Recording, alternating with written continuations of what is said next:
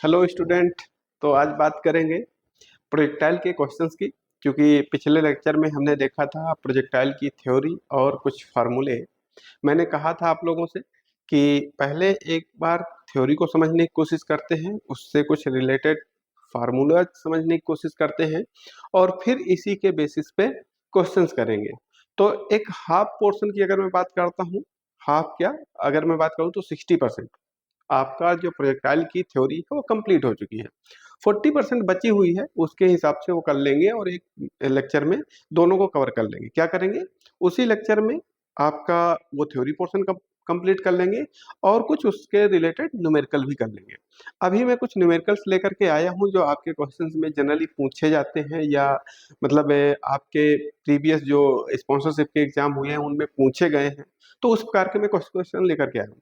एक चीज आप लोगों को ध्यान देना पड़ेगा कि जो मैं आपसे क्वेश्चंस डिस्कस करता हूँ वो किसी स्टूडेंट ने मुझे प्रीवियस ईयर में बताए हुए हैं, या तो वो क्वेश्चंस हैं, या तो आपके स्पॉन्सरशिप में एग्जाम में आए हुए क्वेश्चंस हैं, जैसे मान लेते हैं जो कॉलेज और कंपनी के होते हैं उनमें आए हुए। तो वैसे ही क्वेश्चंस में डेटा की बात नहीं कर रहा, पर क्वेश्चन का फॉर्मेट वही होता है। डेटा चेंज हो सकता है, डेटा की कोई गारंटी नहीं ले सकता है। ठीक है, मान लेते हैं यही क्वेश्चन जो मैं करवा रहा हूँ, लैंग्वेज यही हो और उसमें डेटा चेंज हो जाए, तो क्या डेटा चेंज होने से आप वो क्वेश्चन नहीं करेंगे? करना चाहिए, क्योंकि प्रोसेस वही होगा, प्रोसेस नहीं चेंज हो जाएगा। ठीक है, तो यहाँ पर देखते हैं पहला क्वेश्चन लिखा हुआ है आपका। अगर मैं क्वेश्चन की बात करता हूं तो लिखा है at the highest point of the trajectory.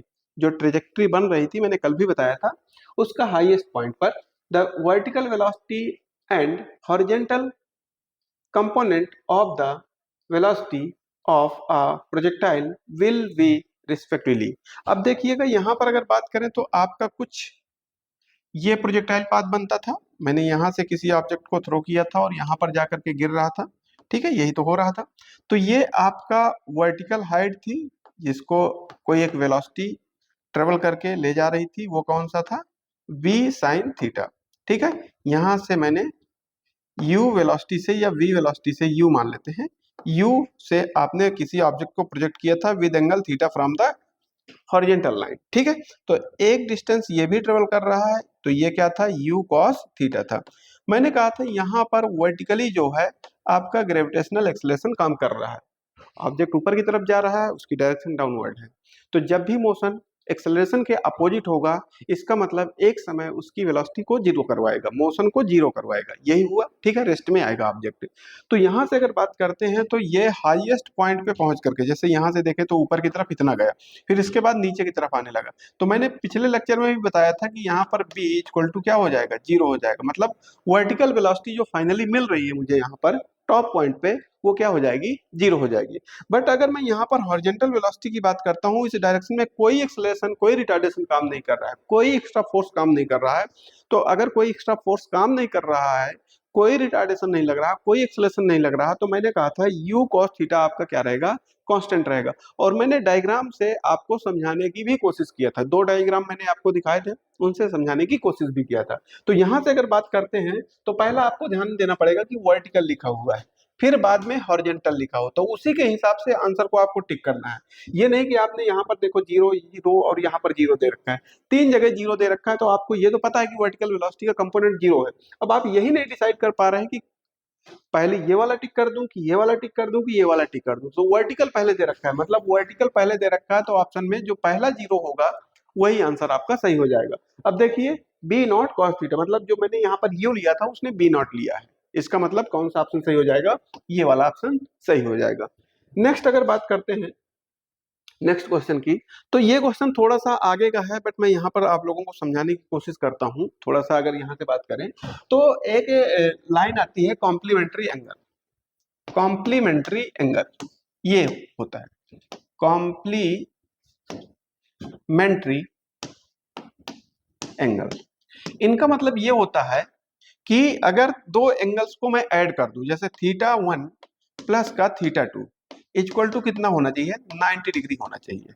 इसका मतलब ये हुआ। ठीक है, जब दो एंगल्स को मैं ऐड करूं तो वहां पर दोनों का समेशन क्या होना चाहिए, 90 डिग्री। जैसे एग्जांपल के तौर पर अगर मैं इसको कहता हूं कि ये 37 है और इसको कह दूं कि ये आपका 53 है, तो दोनों का समेशन कितना हो जाएगा आपका 90 डिग्री हो जाएगा। नेक्स्ट एग्जांपल अगर मैं कहता हूं कि एक 30 है और एक आपका 60 है, तो इसका दोनों का समेशन कितना हो जाएगा 90 हो जाएगा। लेट्स अगर मैं बात करता हूं यहां पर कि एक एंगल 1 डिग्री सेल्सियस है, 1 डिग्री है और दूसरा 89 है, तो यहां से इनका समेशन भी कितना हो जाएगा 90 डिग्री हो जाएगा। इसका मतलब जहां पर दो एंगल के समेशन की बात कर रहा हूं वहां पर कह रहा हूं कि उनका जो समेशन है वो 90 डिग्री होगा। तो ये जो दोनों एंगल है θ1 और θ2, ये कॉम्प्लीमेंट्री एंगल कहलाएंगे। और यहाँ पर जनरली क्या होता है, जब आप अगर जो मैंने आपको रेंज का फॉर्मूला बताया था, तो एक एंगल को अगर मैं θ1 को कह देता हूँ कि θ1, मान लिया θ1 इक्वल टू कितना है थीटा है, तो दूसरा θ2 इक्वल टू कितना हो जाएगा 90 माइनस थीटा। क्योंकि मैं अपने से 30 40 वो 30 और 60 या 37 या 53 अपने से नहीं ले सकता, उसमें से कुछ भी हो सकता है। लेट्स अगर मैं बात करता हूं एक एंगल 75 हो दूसरा 15 हो, तो क्या ही करेंगे। तो यहां से मुझे एक एंगल मैंने यहां से थीटा ले लिया, दूसरा कितना ले लिया 90 माइनस थीटा ले लिया। जब दोनों को ऐड करूंगा यहां से θ1 प्लस θ2, तो यहां से देखें थीटा प्लस का 90 माइनस थीटा, यहां से थीटा से थीटा कैंसिल हो गया, दोनों का समेशन कितना आ गया 90 डिग्री आ गया। तो ये एंगल क्या कहलाएंगे आपके कॉम्प्लीमेंट्री एंगल कहलाएंगे। तो यहीं पर अगर बात करें तो लिखा हुआ है a body projected at an angle theta has the same range as when projected at 90 minus theta। ठीक है, तो this property is known as, पहली बात तो इसी क्वेश्चन में एक आंसर भी छुपा हुआ है, वो जो ऑप्शन मुझे ढूंढना है वो लिख दे वहां पर कि अगर मैं दो ऑब्जेक्ट को with complementary angle same velocity से प्रोजेक्ट करता हूं तो उनके रेंज का रिलेशन क्या होगा, ये डायरेक्टली कह सकता है। तो वही चीज यहां पर छुपी हुई है, क्या कहा है सेम रेंज। जब मैं दो ऑब्जेक्ट को विद सेम वेलोसिटी प्रोजेक्ट करता हूं विद कॉम्प्लीमेंट्री एंगल, तो वहां पर जो रेंज होती है दोनों ऑब्जेक्ट की सेम होती है। आप ये चेक करने के लिए जैसे एग्जांपल के तौर पर आप 30 और 60 ले लीजिएगा और जो आपका रेंज का फॉर्मूला है वहां पर वैल्यू पुटअप करके देख लीजिएगा। इनिशियल वेलोसिटी u मानिएगा दोनों के लिए, g वैसे भी सेम रहेगा और देखिएगा कि r1 की वैल्यू r2 के बराबर ही आएगी। ठीक है, तो इसका मतलब वो एंगल क्या कहलाएंगे आपके कॉम्प्लीमेंट्री एंगल कहलाएंगे। ठीक है, नेक्स्ट अगर यहां पर बात करते हैं, नेक्स्ट दे रखा है two projectile are thrown with same initial velocity. दो प्रोजेक्टाइल है, ठीक है, दो ऑब्जेक्ट हैं जिनकी इनिशियल वेलोसिटी क्या है सेम कह रखा है। आगे कह रखा है making an angle of 30 degree and 45 degree. एक 30 डिग्री का एंगल बना रहा है और दूसरा 45 डिग्री का एंगल बना रहा है with the horizontal respectively the ratio of their respective ranges will be, मतलब इनके रेंज का रेशियो मुझे बताना है। तो अब क्वेश्चन में जो जो कह रखा है उसके हिसाब से मैं यहाँ पर डिसाइड करूंगा। तो यहां से अगर इनिशियल वेलोसिटी की बात करें तो दोनों की कितना दे रखा है u दे रखा है क्योंकि सेम कहा है। अगर मैं यहाँ से थीटा की बात करता हूँ तो थीटा पहले कितना दे रखा है 30 डिग्री दे रखा है और यहाँ पर थीटा कितना दे रखा है आपका 45 डिग्री दे रखा है। जी दोनों के लिए सेम ही होगा, जी अर्थ पे ही बात कर रहे हैं तो सेम होगा। तो यहाँ से क्या कर दिया मैंने r1 इक्वल टू आपका फार्मूला लगा दिया u square sine 2 theta over g, यही फार्मूला था। यहां से भी लगा दिया r2 इक्वल टू आपका u square sine 2 theta divided by आपका g। वैल्यू पुटअप कर लेते हैं यहाँ पर, तो r1 निकालने की कोशिश करते हैं। तो r1 की वैल्यू कितनी आ जाएगी आपकी, u तो वही रहेगा, साइन कितना है 30 है तो 30 का कितना हो जाएगा 60 और डिवाइडेड बाई कितना हो जाएगा यहाँ से अगर बात करते हैं आपका g। तो यहाँ से क्या हुआ r1 की value u square divided by g और √3/2। साइन 60 की वैल्यू तो आप सभी को पता होगी कि √3/2 होती है। यहां से अगर बात करता हूं r2 की वैल्यू क्या आ जाएगी, u तो अपनी जगह पर है, साइन 2 और मल्टीप्लाई 45 तो कितना हो गया 90 डिग्री डिवाइडेड बाई g। यहां से अगर बात करते हैं r2 इक्वल टू क्या हो जाएगा u square divided by g, क्योंकि साइन 90 की वैल्यू 1 होती है। अब दोनों का रेशियो निकालना था, आप निकाल सकते हैं कि यहां से क्या हो जाएगा r1 डिवाइडेड बाई r2। तो r1 की वैल्यू कितनी है u square divided by g और √3/2 ये हो गया और divided u square divided by g और मल्टीप्लाई 1 लिखने का कोई मतलब नहीं है, फिर भी मैं लिखे दे रहा हूं। यहां से इसको काट दिया, तो यहां से अगर बात करते हैं R1 डिवाइडेड बाई R2 की वैल्यू जो आई आपकी वो √3/2 आई, तो कौन सा आंसर सही हो जाएगा? आपका लास्ट वाला आंसर सही हो गया। इसका मतलब दोनों के रेंज का रेशियो √3/2 आ गया। ठीक है, तो ये आपका सिंपल सा आंसर था। अब जब मुझे करना होता तो देखिए मैं इसी को शॉर्टकट में बताने की कोशिश करता हूं। जैसे मुझे रेंज के फार्मूला पता था कि रेंज का फार्मूला क्या होता है। रेंज का फार्मूला है R = U square divide by g और साइन 2θ, यही तो था। ठीक है, तो मैं यहीं से क्या कर सकता था, R1 R2 लिख करके, जैसे R1 और R2 लिख दूं तो यहां से θ1 θ2 कर दूंगा, तो यहां से U square divide by g sine 2θ2।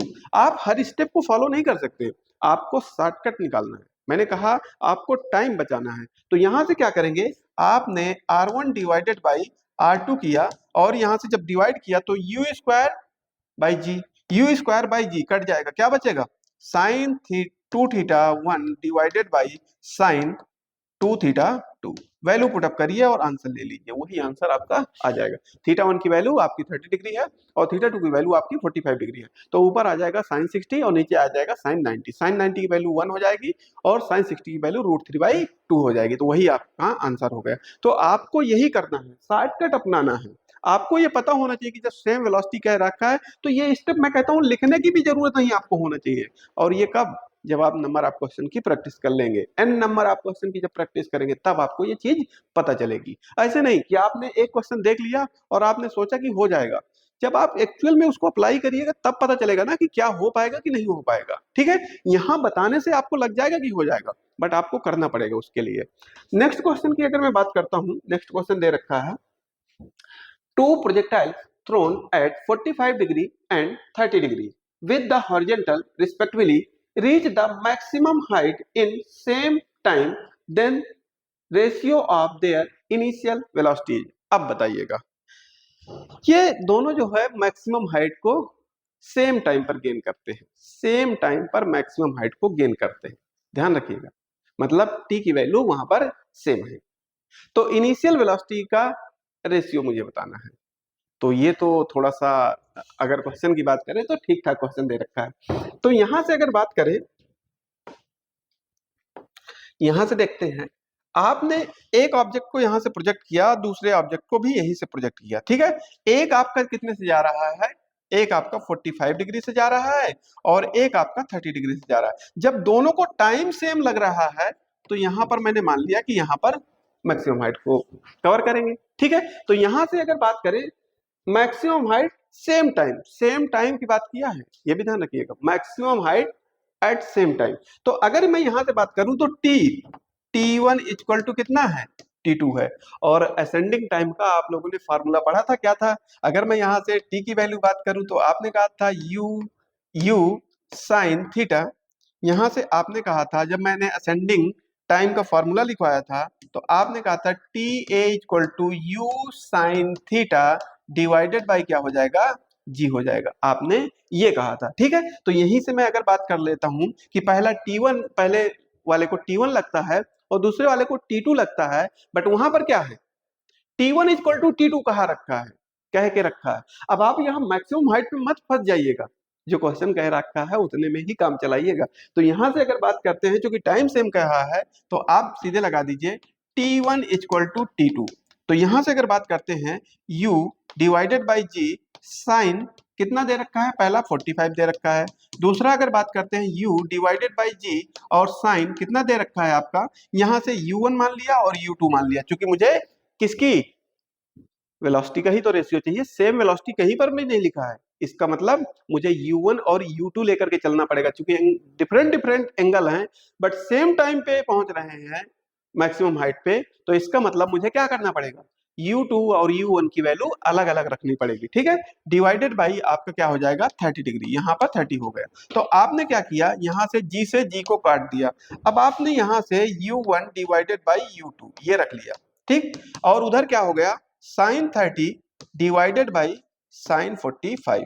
अब कुछ नहीं किया, मैंने इस वैल्यू को इसके नीचे ले आया, इस वैल्यू को इसके नीचे ले गया हूँ, ठीक है। तो यहाँ से आपका 1 क्या होता है, 2 होता है, और यहाँ से क्या होता है, 1/√2 होता है। क्रॉस प्रोडक्ट 2 कर दीजिए, मतलब सबसे नीचे वाला ऊपर पहुंच जाएगा और ये दोनों साथ में हो जाएंगे, तो क्या हो जाएगा, √2 डिवाइडेड बाई 2। तो यहाँ से अगर बात करें तो √2, और यहाँ से क्या लिख सकते हैं, √2 मल्टीप्लाई √2। तो यहाँ से एक √2 कट गया, तो यहाँ से क्या आया, 1/√2। तो इसका मतलब क्या आ जाएगा, यहाँ से 1:√2 आ जाएगा।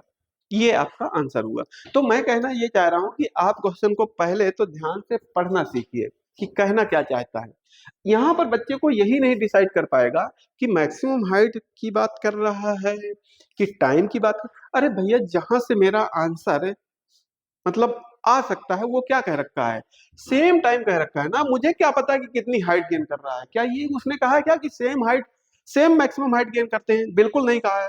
30 डिग्री वाला हो सकता है कुछ अलग हाइट गेन किया हो और उसने कुछ अलग हाइट गेन किया हो, मुझे बिल्कुल नहीं उनके बारे में पता है। बट हाँ, सेम टाइम पे जब 30 डिग्री से थ्रो किया तो जो मैक्सिमम हाइट वो गेन कर सकता था, उतना ही 45 डिग्री से जब मैंने फेंका तो जो वो मैक्सिमम हाइट गेन कर सकता था, दोनों सेम टाइम पे वहां पर पहुंचते हैं। हो सकता है एक अर्थ से 30 मीटर की दूरी पर हो सकता है दूसरा आपका अर्थ से 20 मीटर की दूरी पर हो। तो 30 डिग्री के लिए वो उसकी मैक्सिमम हाइट हो गई और वो 45 डिग्री के लिए वो उसकी मैक्सिमम हाइट हो गई। मैक्सिमम हाइट इक्वल नहीं कहा है, ये ध्यान रखिएगा। तो यहां से क्वेश्चन को पहले यही मैं कहना चाह रहा हूं कि केयरफुली, मुझे यहाँ पर सेम टाइम कह रखा था, इस कारण से मैंने सेम टाइम का फॉर्मूला लगा दिया और मुझे पता था कि मैक्सिमम हाइट गेन करने में जो टाइम लगता है उसको असेंडिंग टाइम कहते हैं, तो उसका मुझे फॉर्मूला भी पता था, ठीक है, इस कारण से। नेक्स्ट क्वेश्चन की अगर बात करते हैं, लिखा हुआ है if maximum range of a projectile is 1000 metre. देखिए मैं कल भी कहा था, अब यहां से एक चीज क्वेश्चन में दे रखा है।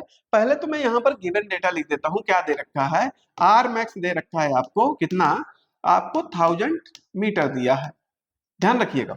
अब कल के क्वेश्चन में कैसे, मतलब जो मैंने आपको समझाने की कोशिश किया था वही क्वेश्चन है, ठीक।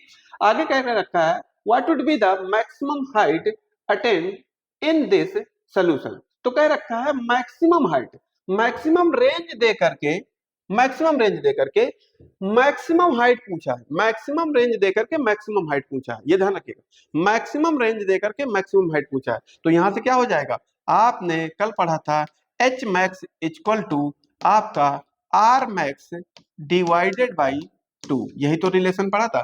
अगर सिंपल सा यहाँ पर मैक्सिमम वर्ड ना लगा होता, हाइट कहा होता, तो मैं यहाँ पर फॉर्मूला लगा देता H equal to R max by 4, ये लगाता उस कंडीशन में। बट यहाँ पर मैक्सिमम हाइट मैक्सिमम रेंज दे करके पूछा है, इसका मतलब मैं क्या करूंगा, relation between maximum height and maximum range वाले पे जाऊंगा। तो यहां से हो जाएगा एच मैक्स इक्वल टू, यहां से अगर बात करें आपका आर मैक्स की वैल्यू 1000 दे रखा है और 2 से डिवाइड किया तो कितना हो जाएगा, 500 मीटर हो जाएगा। तो इसका मतलब इसका आंसर क्या हो जाएगा आपका 500 मीटर हो जाएगा। तो इसलिए मैं बार बार कल कह रहा था कि आप क्वेश्चन में कंफ्यूज होंगे और ऐसे ही क्वेश्चन बार बार रिपीट होते हैं, ऐसे ही क्वेश्चन, क्योंकि यहाँ पर स्टूडेंट गलतियां करता है।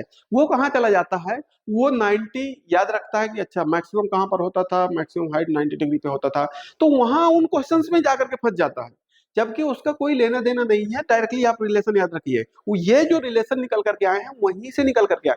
पहले वो वहां से यू निकालने की कोशिश करता है, फिर जाकर के यू की वैल्यू आपके उसमें पुटअप करता है हाइट वाले में। अरे भाई कहे को टाइम को बढ़ा रहे हो, डायरेक्टली आप याद रखिए ना यहाँ से कि क्वेश्चन को ऐसे भी सॉल्व किया जा सकता है, ठीक है। जब रिलेशन वहां से निकाला गया है तो यही रिलेशन निकल करके आया है, इस कारण से आपको फॉर्मूले पे ज्यादा फोकस करना है। नेक्स्ट क्वेश्चन की अगर बात करता हूं, the horizontal range of a projectile is 240 metre. देखिए हॉरिजॉन्टल रेंज दे रखा है कितनी, 240 मीटर दे रखा है, मतलब आर की वैल्यू आपको दे दिया है, आर इक्वल टू 240 मीटर दे रखा है, ठीक। आगे कहा है and it's time of flight is 6 second, और टाइम ऑफ फ्लाइट की बात कर रखा है, यहां से टी इक्वल टू दे रखा है 6 सेकेंड, ये दिया है, ठीक है। Then its projection angle will be, अब इसका प्रोजेक्शन एंगल पूछा है, अब बताइए, ठीक है। तो देख लेते हैं क्या हो सकता है। यहां से अगर मैं बात करता हूं, यहां से ये फॉर्मूला आपको पता होगा कि क्या था।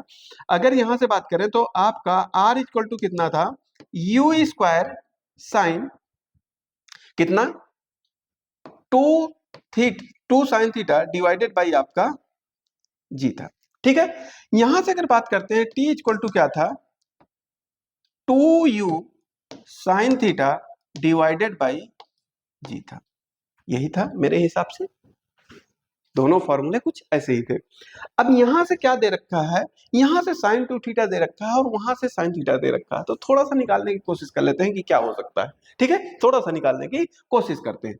अब यहां से अगर मैं बात करूं तो ये मुझे 6 सेकंड पता है। ठीक, अब यहां से अगर बात करते हैं, ये ले लेते हैं आपका 2u साइन थीटा और ये वैल्यू जी की वैल्यू 10 ले लेता हूं। यहां से इसको काटा तो कितना मिल गया, 3 मिल गया। 10 को मल्टीप्लाई कर दिया तो 30 equal to u sine theta. एक वैल्यू मुझे ये मिली। ठीक है, एक वैल्यू ये मिली। एक वैल्यू अब यहां से निकालने की कोशिश करता हूं मैं, यहां से निकालने की कोशिश करते हैं कि क्या हो सकता है। देखिएगा, ये आपका 240 दे रखा है और यहां से 2 यू स्क्वायर, मैं खोल रहा हूं, साइन थीटा, साइन थीटा और कॉस थीटा। क्या खोल दिया, आपको पता है ना कि साइन 2 थीटा का फॉर्मूला क्या होता है भैया, जरूरत के हिसाब से मुझे इसको खोलना पड़ेगा। 2 साइन थीटा और कॉस थीटा होता है। अब यहां से ये खोल रखा है और डिवाइडेड बाय क्या किया है, जी किया है, यही तो किया।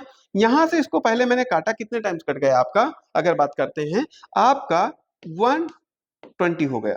यहां से मल्टीप्लाई करवा दिया, यहां से इधर से मल्टीप्लाई करवाया तो आपका 1200 हो जाएगा। ठीक है, 10 का मल्टीप्लाई करवा दिया। अब यहां से मैं कर लेता हूं u sine theta into u cos theta. क्या कर दिया, मैंने u को भी दो पार्ट में ब्रेक करवा दिया। u साइन थीटा की वैल्यू क्या आपको पता नहीं है कि कितनी है, आपकी 30 है। ठीक है, तो 30 से जब इसको काट दिया तो आपका कितना आ जाएगा, 40 आ जाएगा। यहाँ से एक जीरो कट जाएगा, 3 से काटूंगा तो 40 टाइम्स कटेगा। इसका मतलब u कॉस थीटा की वैल्यू कितनी आई, यहाँ पर ये कह सकते हैं कि 40 equal to u cos theta की वैल्यू आ गई। ये आपकी दूसरी इक्वेशन हो गई।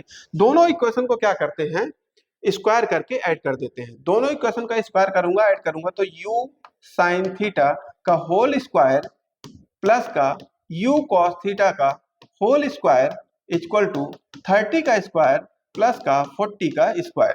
तो यहां से आपका u स्क्वायर कॉमन हो जाएगा, sine square theta plus cos square theta की वैल्यू 1 हो जाएगी। और यहां से अगर देखता हूं यहां से तो आपका 900 प्लस का आपका 1600, यहां से अगर बात करें तो ये 2500 हो गया। तो u इधर से जाएगा, 25 के ऊपर रूट लगेगा तो आपका कितना आ जाएगा, तो यहां मैं लिख देता हूं u की वैल्यू आपकी 50 आ गई। अब u की वैल्यू आपकी 50 आ गई है तो क्या आप आंसर नहीं निकाल पाएंगे, बिल्कुल निकाल सकते हैं। ठीक है, वैसे भी यहाँ पर एंगल पूछा है और ऑप्शन में दे रखा है वेलोसिटी। ठीक है, तो एंगल भी मैं निकाल देता हूँ। वेलोसिटी तो आपकी 50 आ गई, 50 आपकी वेलोसिटी आ गई। अब यहाँ पर अगर मुझे एंगल निकालना होता तो मैं किसी भी एक इक्वेशन में, मान लेते हैं यही 30 वाले में रख दूं, u की वैल्यू 50 है और साइन 30 की वैल्यू, तो यहाँ से अगर बात करते हैं वो साइन थीटा की वैल्यू, तो यहाँ से ये कट गया और यहाँ से साइन थीटा इक्वल टू कितना आ गया आपका 3/5 आ गया। तो यहाँ से अगर बात करें तो आपका theta equal to sine inverse 3/5 आपका ये आंसर हो जाएगा। ठीक है, एक्चुअल आंसर ये है क्वेश्चन के हिसाब से। बट जो अगर यहाँ पर एंगल ना पूछा होता, वेलोसिटी पूछा होता तो आपका 50 आ जाता। ठीक है, तो आप ये ऐसे क्वेश्चन को करना पड़ेगा। अब वहां पर आप सोचते यार बड़ा डेंजर टाइप का, हाँ डेंजर है मानता हूं, बट जब आप प्रैक्टिस कर लेंगे ना इस क्वेश्चन की तो ये समझिएगा कि 1 मिनट से ज्यादा नहीं लेगा। मुझे समझाना था इसका आंसर, मुझे करना होता तो मैं फास्ट करता ना, और फिर आप लोगों को कैलकुलेटर भी तो अलाउ होता है, इसीलिए तो अलाउ होता है कि आप ज्यादा से ज्यादा क्वेश्चन को कम टाइम में सॉल्व कर ले। ठीक, तो ये आपको करना ही पड़ेगा। ये बहुत लोग ऐसा कहेंगे ऐसे क्वेश्चंस नहीं फ्रेम होते, प्रीवियस ईयर किसी स्पॉन्सरशिप का एग्जाम का क्वेश्चन है, ये भी ध्यान रखिएगा। ठीक है, तो यहां से ये ध्यान रखिए। नेक्स्ट क्वेश्चन की अगर मैं बात करता हूं तो दे रखा है a man can throw a stone up to maximum horizontal range, कितना 100 मीटर। मैक्सिमम हॉरिजॉन्टल रेंज दे रखा है, मतलब आर मैक्स कह रखा है उसने, ध्यान रखिएगा। आर मैक्स की वैल्यू कितनी दे रखा है, यहाँ से 10 मीटर दे रखा है। यहाँ पर देखिए maximum horizontal distance, maximum range दे दिया। ठीक, up to what maximum height he can throw the stone. अब यहाँ पर मैक्सिमम हाइट पूछा है तो फिर वही एच मैक्स इक्वल टू क्या हो जाएगा, आर मैक्स डिवाइडेड बाई 2। तो यहां से आपने 100 रखा, डिवाइडेड बाई 2 किया, आपका कितना हो गया आंसर? 50 आपका आंसर हो गया। ठीक है, नेक्स्ट क्वेश्चन की अगर मैं बात करता हूं, दे रखा है a projectile with kinetic energy K is thrown at an angle 60 degree with horizontal. ठीक है, हॉरिजेंटल से 60 डिग्री बनाते हुए किसी ऑब्जेक्ट को के काइनेटिक एनर्जी से फेंक रहा है। ठीक है, it's kinetic energy at the highest point of the path will be. अब कह रखा है कि भैया हाईएस्ट पॉइंट पर इसकी काइनेटिक एनर्जी कितनी होगी, ये कह रखा है। ठीक है, तो अगर मैं बात करता हूं, देखिएगा इनिशियल वेलोसिटी अगर मैंने u मान रखा है उसकी, अगर मैं बात करूं कि इनिशियल वेलोसिटी कुछ u से फेंका होगा उसने, तो इनिशियल उसकी काइनेटिक एनर्जी क्या रही होगी? k इक्वल टू आपकी हाफ m u ही तो रही होगी भाई, m मास रहा होगा उस ऑब्जेक्ट का, u इनिशियल वेलोसिटी रही होगी, ये रही। ठीक, अब यहां से अगर मैं बात करूं तो ये आपका यहां पर पहुंचा, तो यहां पर कौन सा कंपोनेंट आया है? u cos थीटा आया है। ठीक है, और थीटा की वैल्यू कितनी है यहां से अगर बात करते हैं? 60 डिग्री आया है, 60 डिग्री। तो यहां से अगर बात करें v फाइनल मुझे कितना मिलेगा, क्योंकि वर्टिकल वेलोसिटी तो जीरो हो चुकी होगी, तो ये कितना मिल जाएगा यहां से आपका u और cos 60 की वैल्यू कितनी होती है? 1/2 u होती है, मतलब आधी वेलोसिटी रह गई, ये समझिएगा आधी वेलोसिटी रह गई। तो अब यहां से अगर मैं बात करूं k डैश क्या हो जाएगा? हाफ, मास चेंज नहीं होगा, v डैश का स्क्वायर। तो यहां से क्या किया? हाफ, और यहां से m, और यहां से क्या हो जाएगा? b डैश की जगह u/2 का होल स्क्वायर, यही तो कर देंगे। तो यहां से अगर बात करते हैं तो आपका आ जाएगा 2 का स्क्वायर, 4 बाहर निकाल लिया, हाफ m u स्क्वायर, और ये वैल्यू क्या दे रखी है? आपकी k दे रखी है, तो इसका मतलब क्या हो जाएगा? k/4 हो जाएगी। अगर वेलोसिटी हाफ होगी तो काइनेटिक एनर्जी 1/4 हो जाएगी, ये तो आपको पता ही होना चाहिए, मास चेंज नहीं होगा। अब जैसे मान लेते हैं मुझे वहां टिक करना होता, तो ये अब मैं ये कॉन्सेप्ट बनाया होता, ये क्वेश्चन के चक्कर में ना पड़ जाता, क्योंकि कुछ क्वेश्चन ऐसे होंगे कि आपका 1 मिनट ले सकते हैं, 1.5 मिनट ले सकते हैं, पर कुछ क्वेश्चन ऐसे होंगे जो लॉजिकल होंगे, लॉजिक से करना होगा। आपने उसकी वेलोसिटी निकाला कि टॉप पॉइंट पे कितनी मिल रही है, आपने कहा हाफ मिल रही है, तो क्या मास उसका चेंज हुआ होगा क्या? जब वेलोसिटी आधी मिल रही है तो काइनेटिक एनर्जी वेलोसिटी का स्क्वायर के डायरेक्टली प्रोपोर्शनल होती है। तो आधी अगर वेलोसिटी है, इसका मतलब काइनेटिक एनर्जी कितनी हो जाएगी? 1/4 हो जाएगी। अगर वेलोसिटी हाफ हो जाएगी तो काइनेटिक एनर्जी 1/4 हो जाएगी। बस ये करना था, मैंने यहाँ पर सॉल्व करके भी दिखा दिया। मैं ये भी कह सकता था कि ये हो जाएगी, बट मैंने आपके सामने पहले उसको प्रूव करने की कोशिश किया, फिर बाद में मैंने बोला कि आप ऐसे भी क्वेश्चन को कर सकते हैं। तो जब टाइम की बात आती है एग्जाम में, तो ऐसे ही टाइम बचता है। अगर हर क्वेश्चन को आप अपना टैलेंट दिखाने के चक्कर में पड़ जाएंगे कि नहीं मैं करके देखूंगा, काहे को भाई करके देखोगे? जो एकदम से प्रूवन है कि यही होगा तो कर दो ना, उसका आंसर टिक कर दो डायरेक्टली, काम खत्म। ठीक है, तो ऐसे क्वेश्चन करने पड़ेंगे। नेक्स्ट क्वेश्चन की अगर मैं बात करता हूं, यहां पर नेक्स्ट दे रखा है range of projectile eight projection angle 15 degree. कह रखा है यहां से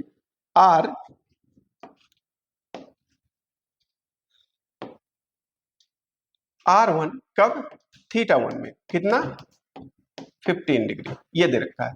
what will be it's range for, अच्छा ये 100 दिया है, ये ध्यान रखिएगा, यहां पर ये आपका 100 दे रखा है, ये बात है। ठीक है, 100 मीटर सही है। आगे अगर बात करते हैं, what will it's range for the projection angle 45 degree. अब कह रखा है कि भैया आप R2 की वैल्यू बता दीजिए जब क्या हो? थीटा आपका 45 डिग्री। अब देखिएगा, बहुत बच्चे क्या करेंगे, यहां से बहुत कुछ निकालेंगे, मैं ज्यादा कुछ निकालने की कोशिश नहीं करूंगा। मैं यहां से कह रहा हूं कि R1 इक्वल टू क्या हो जाएगा? u square divided by g sine 2 theta होगा, यही तो हो जाएगा, θ1 मान लिया। तो यहां से ये दे रखा है आपका 100, यहां से ये दे रखा है u स्क्वायर डिवाइड बाई जी। ठीक है, और साइन 2 का मल्टीप्लाई करेंगे तो 30 हो जाएगा, तो यहां से क्या साइन 30 की वैल्यू हाफ ही तो होगी, और 2 का इधर क्रॉस प्रोडक्ट कर दो तो यहां से मिल जाएगा आपका u square divided by g equal to 200। ये 2 को इधर मल्टीप्लाई करवा दिया तो 200 मिल गया। अब यहां पर R2 की वैल्यू लगा देता हूं, तो R2 इक्वल टू क्या हो जाएगा? u square divided by g और साइन 2 थीटा। ध्यान रखिएगा। तो थीटा 2 मान लो, तो ये वैल्यू आपको 200 दे रखी है, यहां से आप निकाल चुके हैं। और साइन जब आप थीटा 2 रखेंगे 45 डिग्री, 2 से मल्टीप्लाई होकर के 90 बन जाएगा। 90 की वैल्यू कितनी होती है? 1 होती है। तो ये कितना हो जाएगा? 200 मीटर हो जाएगा।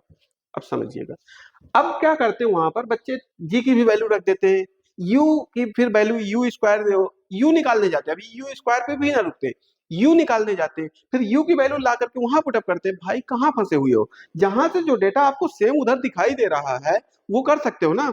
अब यहाँ पर इसको शॉर्टकट अगर करना होता तो क्या करते? शॉर्टकट के लिए अगर बात करूं, अब देखिए यू और जी की बात नहीं किया है, इसका मतलब कट जाएंगे ना वो, यू और जी सेम ही तो होंगे, कट जाएंगे। तो आपको क्या करना होगा? यहाँ से आप करते R1 divided by R2 equal to sine 2 theta 1 divided by sine 2 theta 2। यहां से आप ये रखते, ये वैल्यू आपको 100 दे रखी थी, आपको R2 की वैल्यू पता नहीं थी। यहां से आपको 15 डिग्री दे रखा था, 2 से मल्टीप्लाई होकर के 30 हो जाएगा। और यहां से क्या हो जाएगा? ये साइन 90 हो जाएगा। ठीक है, आपने यहां पर वैल्यू रख दी, तो 100 divided by R2 equal to क्या हो जाएगा?